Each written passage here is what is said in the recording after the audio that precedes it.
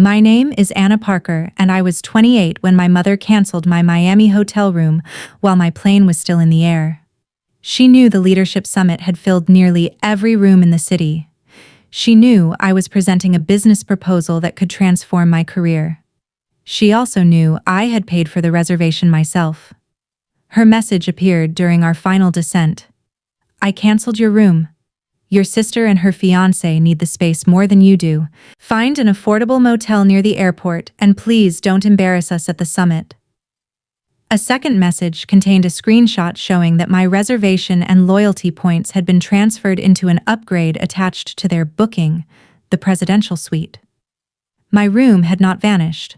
My mother had traded it upward so the relatives she considered more impressive could enjoy 3 bedrooms, a private terrace, and a view of Biscayne Bay. She expected me to land, accept the humiliation, and quietly search for a roadside motel. She had made the same mistake for years, confusing my silence with helplessness. I opened my contacts, called the one person she never expected me to involve, and explained what had happened. 3 minutes later, the fraudulent reservation was frozen and their presidential suite disappeared. But the room was only the beginning. What happened next exposed why my family had come to Miami, why they wanted me exhausted and dependent, and what they planned to steal before my presentation. Before I tell you what that phone call changed and what happened when they discovered their suite was gone, tell me, what time is it where you are right now, and where are you watching from? I want to see how far this story travels. When the plane reached the gate, I turned off airplane mode and received 2 hotel notifications. The first confirmed that my reservation had been canceled at 3:42 p.m. The second showed that my loyalty points had been transferred into a booking under my mother's name. Hotel policy did not allow another guest to use those points without written authorization, so someone had submitted a document pretending I had approved it. Before leaving my seat, I saved screenshots and forwarded every notification to my personal email. My family expected anger. They did not expect evidence. At baggage claim, I saw my older sister Lily standing beside her fiancé, Michael. They wore summit credentials despite neither working in leadership development. Lily ran a lifestyle account built around luxury travel, while Michael called himself an investment strategist even though he rarely kept a job longer than a year. Lily smiled the moment she saw me. "Anna, Mom told us there was a little problem with your room. She canceled it while I was in the air." Michael looked down at his phone, hiding a grin. Lily touched my arm with false sympathy. "It wasn't personal. The hotel offered an upgrade and Mom thought it made sense to keep the family in one impressive space." "Then why wasn't I included?" "There's only 1 extra bedroom," she replied. The hotel website listed 3. Michael stepped forward. "We can let you sleep in the sitting room if you need help. It's the VIP floor, so it might be different from what you're used to." "I'll find my own accommodation." He laughed. "The city is sold out. Don't let pride ruin your summit." I asked Lily to show me the reservation confirmation. She turned her phone away, but not before I saw a message from our mother. "Once Anna realizes she has nowhere suitable to stay, she'll accept our terms." Lily locked the screen. "What terms?" I asked. Her smile vanished. "You shouldn't read private messages." "You held it in front of me." Michael said, "The car is waiting. We'll explain at the hotel." "I'm not getting into your car." Lily folded her arms. "Then what are you going to do? Call Travis?" I had not told them whom I called. That meant my mother had been discussing my movements with them. "Enjoy the ride," I said. "But check your reservation first." Lily's phone rang almost immediately. She answered, frowned, then raised her voice. "What do you mean the suite is unavailable? We have a confirmation number." Michael grabbed the phone. Lily stared at me. "What did you do?" I reported an unauthorized use of my account and a signature I never provided. The hotel made its own decision. "Fix it," Michael demanded. "You just told me accommodation should not affect serious professionals." Their faces tightened as travelers began watching. I collected my suitcase and walked toward the exit. Travis called me seconds later. He was my closest friend and the compliance director for the hospitality group managing the Summit Hotel. I had asked him only whether someone could legally transfer my reservation and points using an authorization I had never signed. The answer was no. The hotel's fraud team froze the upgraded booking, removed the suite, and opened an investigation. The authorization was uploaded from your account, Travis said. The signature looks copied from an old contract. Can you see who submitted it? Not yet, but the suite was reserved with a sponsor code belonging to the Meridian Leadership Foundation. I stopped walking. Meridian was evaluating my proposal the following morning. My mother had not merely stolen my hotel room, she had attached her luxury upgrade to the organization whose board I needed to impress. I went to a co-working lounge near Betrayal instead of the hotel. Travis stayed on the phone while I opened my laptop. He had known my family for 6 years and understood that my mother's actions were rarely impulsive. Sophia Parker had built a reputation as a respected corporate leadership advisor. Publicly, she spoke about empowering women. Privately, she treated her daughters like competing products. Lily was the polished success story who looked perfect in photographs. I was the difficult daughter because I questioned numbers, contracts, and promises that changed after meetings. Your mother contacted me 2 weeks ago, Travis said. She asked whether the hotel could limit Summit access for an attendee staying off-property. She planned this. She framed it as a general question, so I didn't know she meant you. She also asked whether accommodation problems could prevent someone from attending private sponsor sessions. Travis sent me the reservation timeline.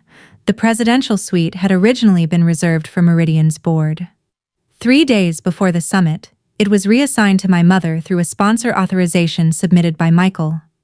The paperwork claimed she would host a private strategy dinner for prospective foundation partners. My points were added later to cover incidentals and make the reservation appear partly personal. This was never about Lily needing a bedroom, I said. They wanted the suite for a donor dinner.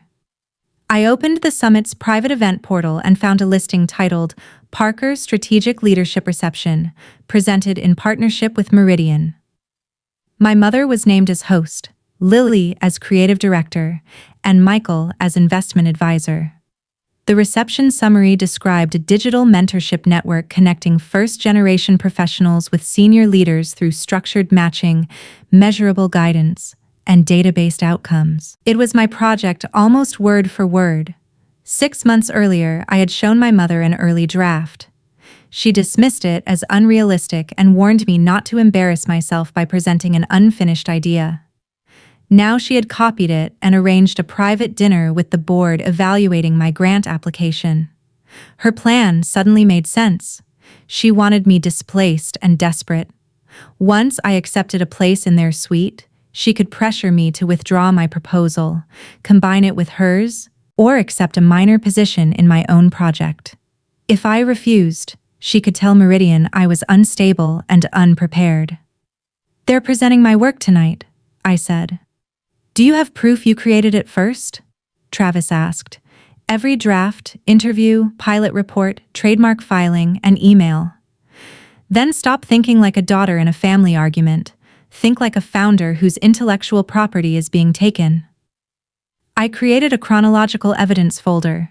The earliest proposal was 18 months old and included research interviews, survey data, budgets, pilot results, and emails sent to Meridian months before my mother announced her reception. I forwarded everything to Travis and an attorney who had helped me form the company. Then I checked Lily's social media. She had posted a photograph from the hotel lobby with the caption, "Some people wait for opportunities. Others create rooms where decisions happen." Another slide displayed the invitation to their private reception. In one corner was the logo I had designed for my platform. I saved the post. Minutes later, she uploaded a story showing our mother arguing at the front desk. Unexpected hotel chaos, but real leaders adapt. She meant to mock me, but she had documented their awareness of the investigation. Should I confront them? I asked. Not yet, Travis replied. They still think the missing suite was your only move. He was right. Canceling a fraudulent reservation inconvenienced them, but it did not expose the theft. I contacted Evelyn Brooks, Meridian's program director, and requested 10 minutes before the reception. I stated that I had discovered a potential conflict involving my submitted proposal and a sponsor event promoting a nearly identical concept. I offered documentation without making public accusations. Evelyn replied 4 minutes later. Meet me in conference room C at 6:15. Bring everything. I changed into the blazer inside my carry-on and headed toward the hotel. My family believed they had taken away the room where I would sleep. They had accidentally shown me where they intended to steal my future. The hotel lobby was crowded with executives, founders, and summit speakers when I arrived. My mother stood near the front desk with Lily and Michael, speaking to a manager in the controlled tone she used whenever she wanted anger to sound like authority. She wore a gold pin identifying her as an invited summit advisor. Meridian had asked her to moderate a panel on ethical leadership. She noticed me near the elevators. Anna, come here. We need to resolve this misunderstanding. She smiled because people were watching. The hotel says you reported our reservation as fraudulent. I reported the use of my account and a signature I never authorized. You should have called me. You canceled my room while I was in the air. Circumstances changed. Did my signature also change? Her smile hardened. Lower your voice. I had not raised it. She dismissed the manager and guided us toward a seating area. The hotel offered us 3 executive rooms. You can use one. Under whose name? Mine. What do you want in exchange? Michael answered too quickly. No one said there was an exchange. Lily's message did. The one saying I would accept your terms once I had nowhere suitable to stay. Lily glanced around. You misunderstood. Then explain the terms. My mother finally dropped the performance. Your proposal overlaps with a larger family initiative. Meridian should not receive competing versions from people with the same name. It makes us look disorganized. My proposal existed before your initiative. Your proposal is an early-stage concept. Mine has institutional credibility and a professional team. Your team consists of Lily and Michael. Michael's bristled. I have investor relationships. You have a LinkedIn headline. My mother raised one hand. This attitude proves my concern. You are talented, but you are not ready to manage a national program. Withdraw from tomorrow's grant presentation. The initiative will move forward through Parker's strategic leadership. You can join as program manager, receive a salary, and gain exposure you could never secure alone. Who owns the platform? The family company. Who controls the grant? The board. Who receives founder credit? She hesitated. Titles can be discussed later. They wanted my research, model, and grant opportunity while offering me an employee position inside my own creation. And if I refuse? I will have to tell Meridian the truth about your readiness. You have no major investors, no established office, and no executive team. You arrived without accommodation and caused a compliance dispute. Those facts will raise questions. You caused the accommodation dispute. That will be difficult to prove without making yourself look vindictive. She believed respectable language could erase documented facts. I need your answer before the reception, she said. You have 10 minutes. I checked the time. No, you have 10 minutes. I entered the elevator and met Evelyn in conference room C. Meridian's legal counsel and ethics coordinator were with her. I presented the original submission, the 18-month development archive, my trademark filing, Lily's post showing my logo, the duplicated reception description, and the hotel records connected to the sponsor code and copied authorization. Evelyn compared the project summaries. Did you authorize Parker Strategic Leadership to use this material? No. Did you agree to collaborate with them? No. Did your mother have access to your work? She saw one early draft. Meridian's attorney asked whether I wanted my presentation postponed to avoid further conflict. Evelyn interrupted. Her presentation is not the conflict. The undisclosed duplicate reception is. She told me Meridian would suspend the reception while the evidence was reviewed. Your mother may claim you sabotaged her, Evelyn said, but the foundation is canceling the event, not you. When I left, my phone showed 14 missed calls and one message from my mother. Stop before you damage this family permanently. I did not respond. During the opening keynote, she sat beside me and whispered, You went to Meridian. You told me I had 10 minutes. Withdraw the complaint, or I will tell everyone why no serious company has hired you into senior leadership. Because I left your firm after finding inaccurate client reports? Her fingers tightened around this program. 2 years earlier, I had resigned from her company after discovering statistics altered to make failed programs look successful. I stayed silent because she begged me not to destroy the business supporting our family. She had mistaken mercy for permanent obedience. You signed a confidentiality agreement, she said. It does not protect fraud. On stage, the keynote speaker began discussing ethical leadership and the abuse of power. My mother stared straight ahead, silent for once. The next morning, I arrived at the summit before 7. Travis had secured me a legitimate room at another hotel under my own name. My pitch was scheduled for 11. At 9:30, I attended a workshop on scalable mentorship systems, where several Meridian board members were present. During the discussion, I explained how structured matching and outcome tracking could prevent mentorship programs from becoming symbolic gestures. The facilitator asked follow-up questions, and several attendees requested my pilot data afterward. That was when my mother attacked. She entered with Lily, Michael, and Charles Whitmore, a major Meridian donor. Michael distributed glossy folders branded with Parker Strategic Leadership. My mother approached the facilitator and said loudly, I hope my daughter didn't overwhelm everyone with concepts still under family review. Conversation stopped. My proposal is not under family review, I replied. She gave the group an apologetic smile. Anna is passionate, but she sometimes confuses preliminary internal discussions with independently developed work. She had carefully avoided calling me a thief while implying that I was inexperienced and dishonest. Charles asked, Is there an ownership dispute? Meridian is reviewing the matter, I said. My mother sighed. Anna recently left a junior role at my firm under difficult circumstances. The pressure of this summit appears to have affected her judgment. Yesterday, she even caused our hotel reservation to be canceled over a family misunderstanding. Lily added softly, We're worried about her. They were constructing a story in which every defense I made would look emotional. Michael opened a folder. We have records showing the initiative was developed through Parker Strategic Leadership. What is the earliest date on those records? I asked. This isn't the place. He replied. You chose the place. My mother said, Anna, enough.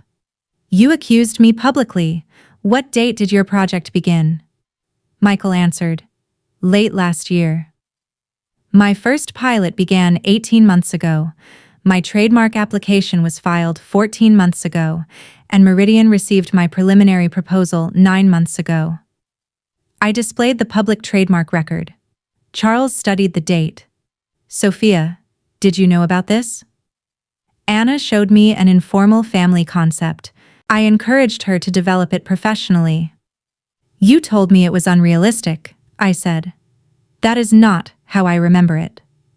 Fortunately, you emailed me. I displayed her message.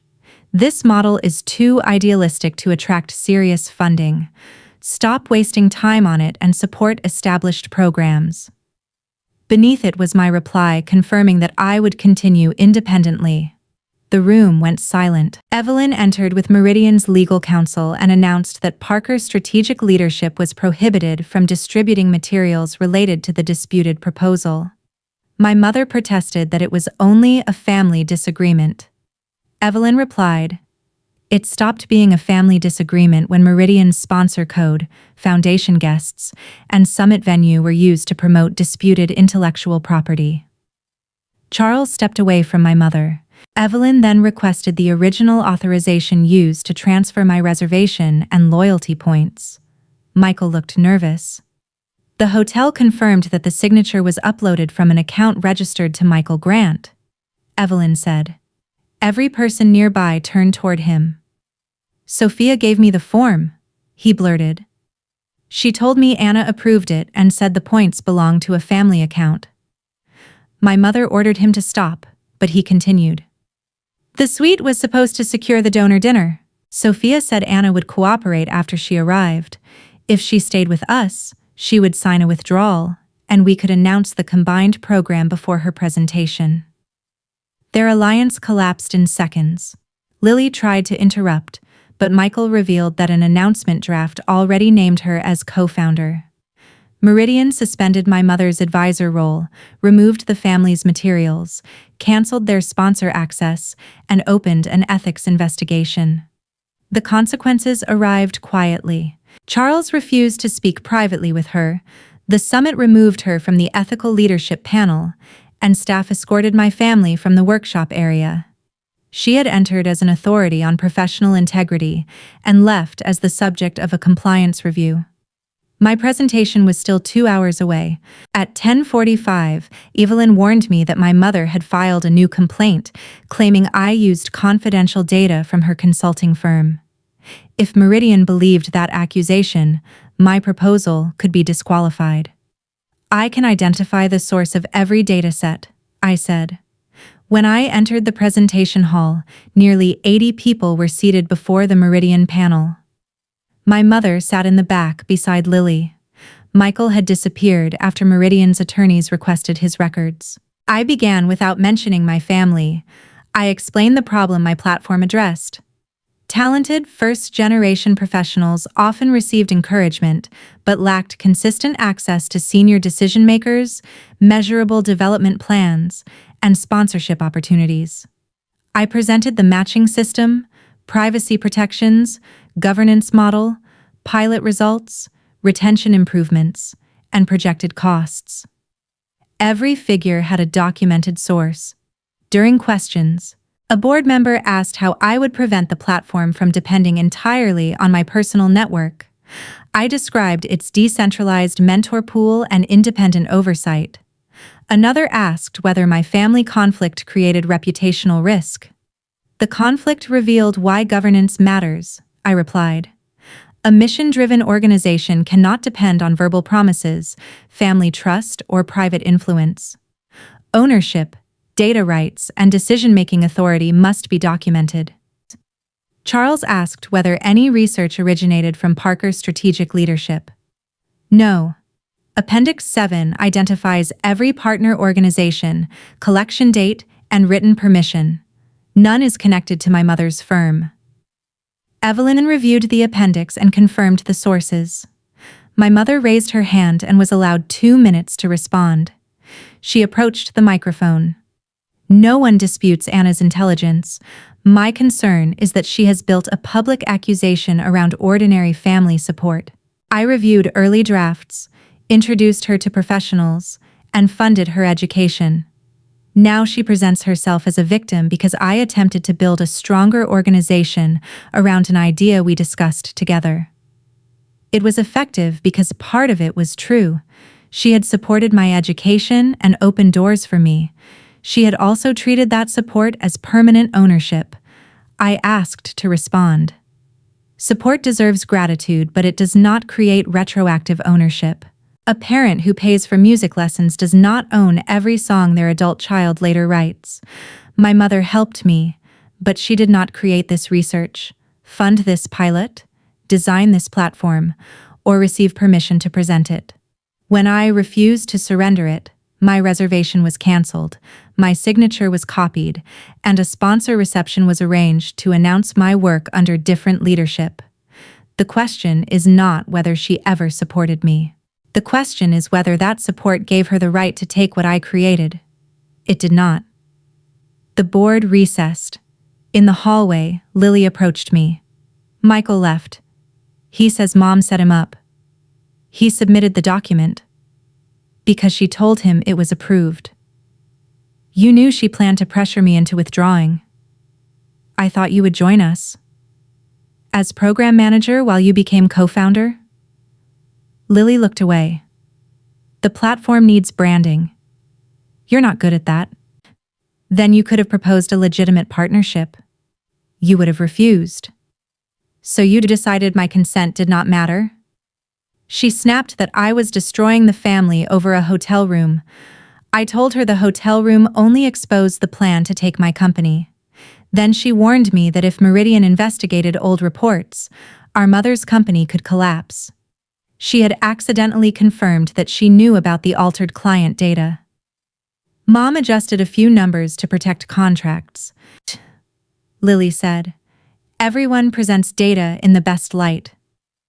That was our family's moral system. Wrongdoing became strategy when it benefited them, and anyone who objected became disloyal.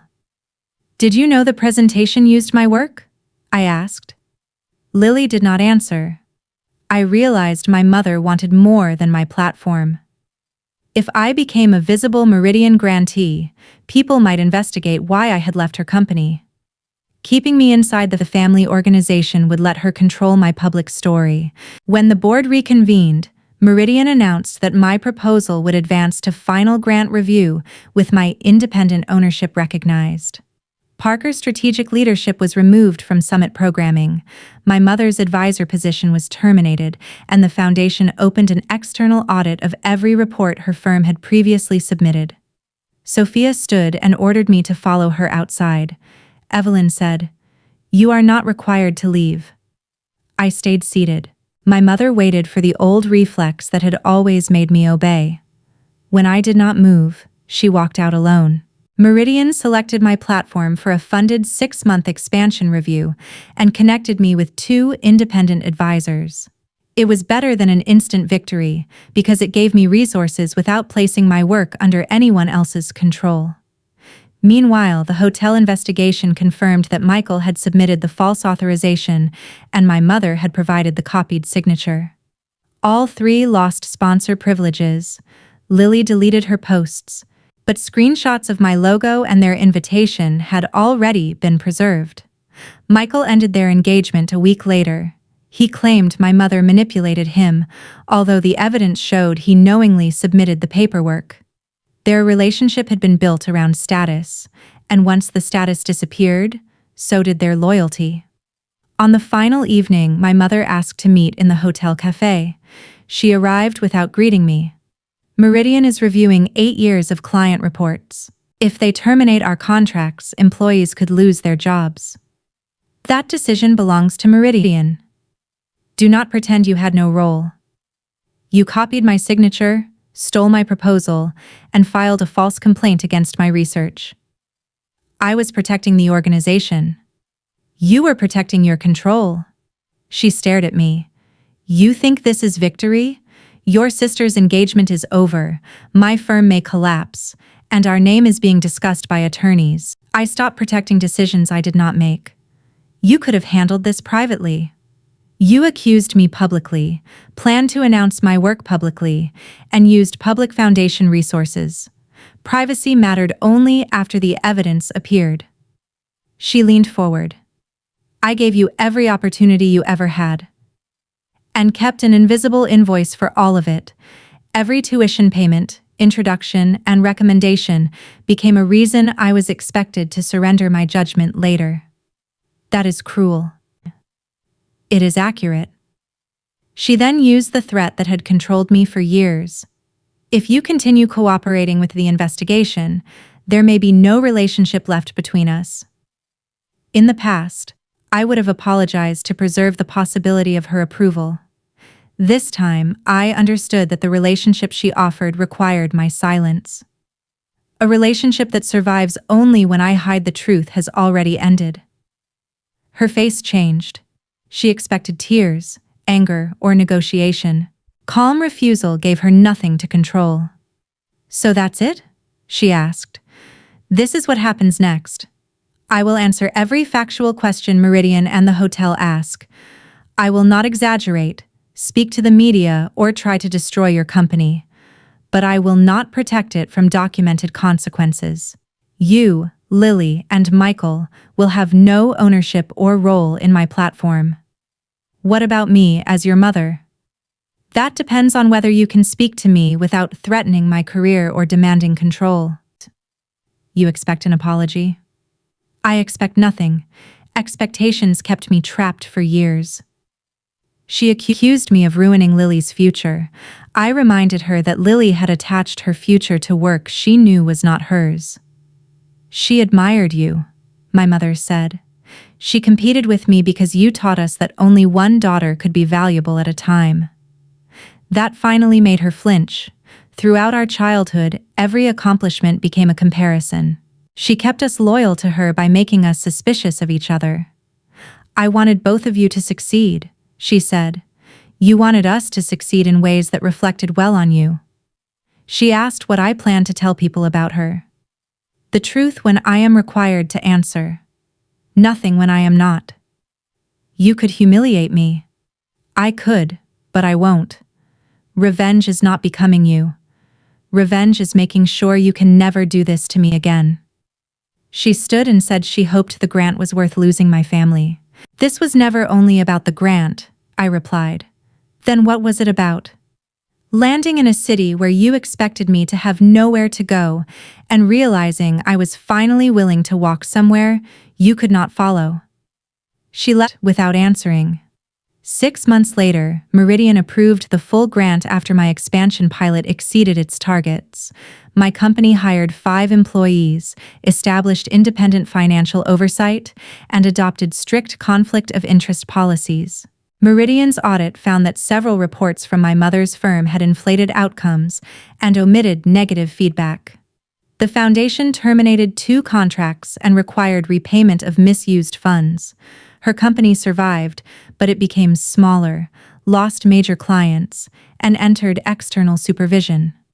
She stepped down as chief executive. Lily eventually started a branding consultancy using work she could document as her own. Nearly a year later, she emailed me. I still think you went too far, but I understand now that Mom never planned to give either of us real control. I replied, understanding is a beginning, not an excuse. My mother's first message blamed stress, Michael, Meridian, and me. I ignored it. Her second contained 7 words. I should not have signed your name. I saved it with the evidence because forgiveness and documentation can exist at the same time. People later asked whether one phone call truly destroyed their presidential suite reservation. Technically, no. Their copied signature, misused sponsor code, and unauthorized transfer destroyed it.